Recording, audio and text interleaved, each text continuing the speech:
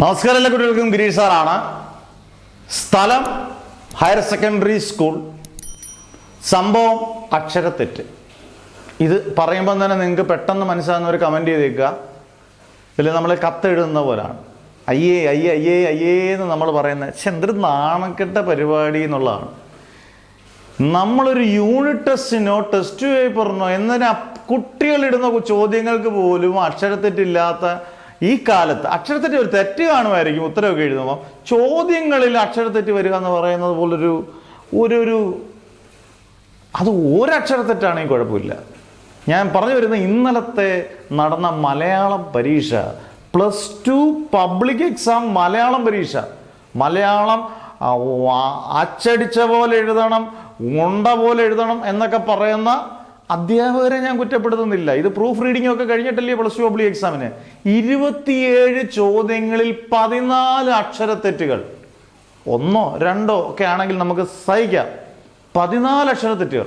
ഇനി അക്ഷരത്തെറ്റുകൾ വന്നതിന് എന്തെടുക്കാൻ പറ്റുമായിരിക്കും? എന്തായാലും നാണക്കേട് കുട്ടികൾക്ക്. ഞാൻ പറഞ്ഞില്ലേ, ദുഃഖത്തിലും സന്തോഷം കണ്ടെത്താം. ഇതാണ് സത്യത്തിൽ ദുഃഖത്തിലും സന്തോഷം കണ്ടെത്തുന്നത്. കാരണം അക്ഷരത്തെറ്റുകൾ വന്നതോടുകൂടി എന്തായാലും ക്വസ്റ്റ്യൻ ശരിയാക്കി ആൻസർ എഴുതേണ്ട അവസ്ഥ പിള്ളേർക്കില്ല. അതിനെ ഫുൾ മാർക്ക് കൊടുത്തല്ലേ പറ്റത്തുള്ളൂ. ഇതിനല്ല. എന്തായാലും +2 കുട്ടികൾ ആഗ്രഹിക്കുന്നുണ്ടായിരിക്കും ഫിസിക്സും കെമിസ്ട്രിയും ബോട്ടണി ഇതുപോലെ പാടുള്ള എല്ലാം അങ്ങ് അക്ഷരത്തെറ്റും ബാക്കി എന്തെങ്കിലുമൊക്കെ തെറ്റുകൾ വന്നാൽ മതിയായിരുന്നു. +1കാർ സൂക്ഷിച്ചോ, ഇതുപോലൊക്കെ കിട്ടിക്കഴിഞ്ഞാൽ നിങ്ങൾക്ക് ലോട്ടറി ചെയ്യാൻ മക്കളെ ഫുൾ മാർക്ക് കിട്ടും. കാരണം അതല്ലാതെ നിയമങ്ങളില്ലെന്നാണ് എനിക്ക് തോന്നുന്നത്. എന്തായാലും ദുഃഖമാണെങ്കിൽ പോലും അധ്യാപകരെല്ലാവരും നമുക്കറിയത്തില്ല. ഇത് എവിടെ വന്ന മിസ്റ്റേക്ക് എന്ന് അറിയത്തില്ല. പക്ഷേ 14 അക്ഷരത്തെറ്റുകൾക്ക് യാതൊരുവിധ എക്സ്ക്യൂസുകളും പറയാനില്ല. നാണക്കേടിൻ്റെ അങ്ങേയറ്റമാണ്.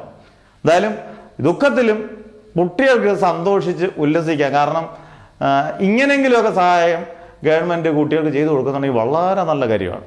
ഇതിപ്പോൾ ഹിന്ദിയും സംസ്കൃതവും ഒക്കെ എടുത്ത കുട്ടികൾക്ക് ഇതുപോലൊക്കെ ആയിരുന്നെങ്കിൽ അവർ ആഗ്രഹിച്ചു പോയി കാണും. എന്തായാലും മലയാളം കുട്ടികൾ ലോട്ടറി അടിച്ചിട്ടുണ്ട്.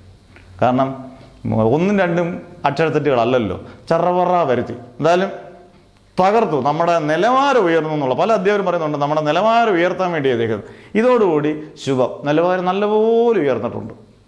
അടിപൊളി. ഇങ്ങനെ വേണം നിലവാരം ഉയർത്താൻ. അടിപൊളി. തരാം. ഇനി ഇതുപോലെ അക്ഷരത്തെറ്റുകൾ 27 ചോദ്യങ്ങൾ അക്ഷരത്തെറ്റുമായിട്ട് വരട്ടെ, അല്ലെങ്കിൽ ഇടുന്ന ചോദ്യങ്ങൾ മൊത്തം അക്ഷരത്തെറ്റായിട്ട് വരട്ടെ എന്ന് ആശംസിച്ചുകൊണ്ട് നിർത്തുന്നു. Never ever give up.